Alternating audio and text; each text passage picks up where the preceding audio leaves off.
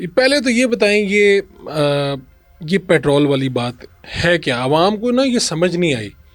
पहले कहा गया जी 25-30 दिन का हमारे पास पेट्रोल है, और फिर उसी पेट्रोल के ऊपर 55 रुपये 56 रुपये महंगा हो गया वो।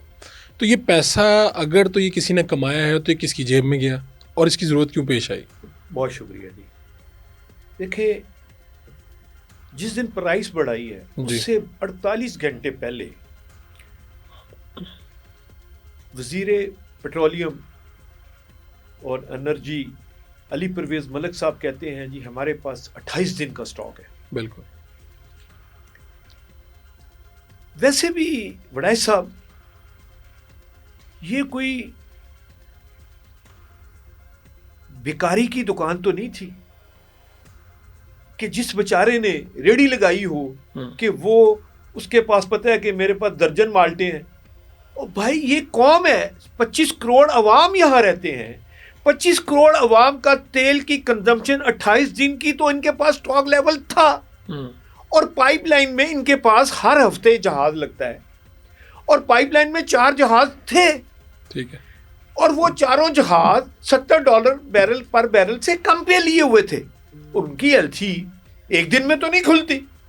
आखिर जब भी कोई काम प्लानिंग करते हैं, ये जो 45 साल से इन दोनों पार्टियों की हुकूमत है, इनकी इतनी प्लानिंग भी नहीं है। सब कुछ इनको पता था।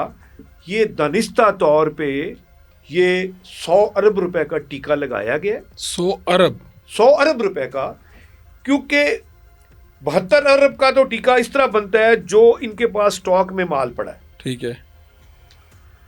अब सूरत हाल इस तरह है, इस वक्त पाकिस्तान में 2.5 करोड़ के करीब मोटरसाइकिलें हैं। 1 लीटर अगर एक मोटरसाइकिल इस्तेमाल करे तो 2.5 करोड़ लीटर उसका चला गया।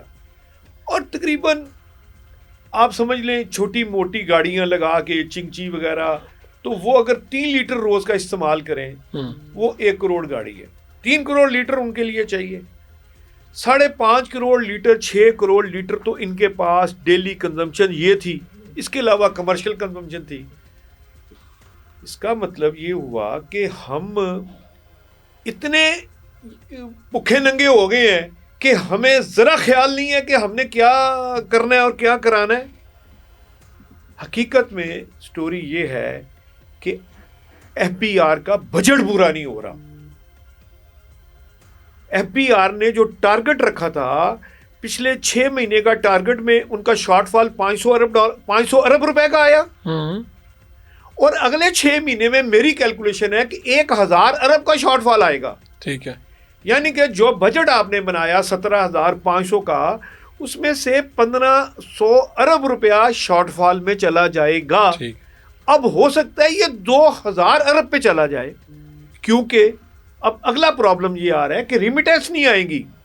अच्छा, वो सॉरी, 100 अरब का टीका जो लगा वो गया तो आवाम की जेब से, लेकिन वो गया किसका, कहाँ तलाश करें उसे? वो तलाश एफबीआर के पास है ना। एफबीआर के पास। एफबीआर ने ना, देखें तो आप कह रहे हैं ये शॉर्टफॉल जो हुआ उसी को पूरा करने की एक कोशिश इसी में से कर ली। देखें ना, आप देखें, आप कौम को इत्मीनान में नहीं ले रहे।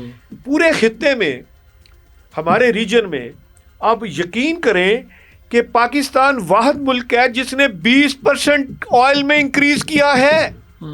जुल्म खुदा का 20%। और भाईजान यहाँ धंधा 1% 1.5% पे है, और 20% आपने छलांग मार दी। क्या हो गया? क्या मियाँ साहब नींद में थे? क्या कैबिनेट सो रही थी? ये जो लोगों को कहते हैं जी फलाना चरसी है, फलाना फीमी है, उसको होश नहीं होती, वो तो 2.5 साल से है ना जेल में, होश में है ना। जिस तरह भट्टू आज भी जिंदा है, कब्र में बैठ के सियासत कर रहा है, वो जेल में बैठ के सियासत कर रहा है, और ये उसको मौका दिए जा रहे हैं।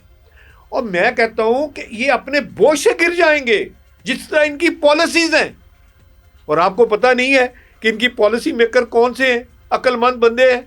वो एक खातून फरमाती हैं कि जी हमारी सीएम साहबा डाउन टू अर्थ हैं, ग्राउंड टू अर्थ हैं, बजाय डाउन टू अर्थ कहने के। वो फिर बातें ठीक है ना पिछली गवर्नमेंट की, एक तो ये पढ़ते नहीं और ऊपर इनका पढ़ने लिखने का तरफ ध्यान भी नहीं है। ठीक। असल मसला ये है। अच्छा, अब ये तो बात आ गई समझ, लेकिन ये क्राइसिस आया था ईरान इसराइल तनाज़े की वजह से। तो मैं ये पूछना चाहूँगा कि आपके ख्याल में ये जो जंग है, ये कितनी तवील हो सकती है? अगर ये 2-3 माह चल जाती है तो पूरी दुनिया पे या किन ममालिक हैं जो, कौन से 9-10 ममालिक हैं जिन पे असर पड़ेगा, ये बताएं कि आगे का मंजरनामा क्या है? बड़ा साहब, ये कहानी 6 महीने पहले की चल रही है। ये रैपिडली जो दौरे हुए हैं जी, ये क्यों अमेरिका के दौरे हुए थे? ये प्लानिंग हो रही थी। वहां पे फिर जब चीफ साहब ने कहा, आसिम मुनीर साहब ने, कि जनाब सारा कुछ ठीक है, अगर पाकिस्तान खित्ते में नहीं होगा तो आधी दुनिया हम भी खत्म कर देंगे। अच्छा, ये बातें तो 6 महीने से, जंग की तैयारी क्या एक दिन में थोड़ी हुई है। ये 6 महीने की प्लानिंगें हो रही थी और उन्हीं प्लानिंग के जरिए तो सारी कहानी बात आई। असल में ये कहानी बड़ी डिफरेंट है। कहानी का जो असल राइटर, प्रोड्यूसर, हीरो वो एक ही बंदा है।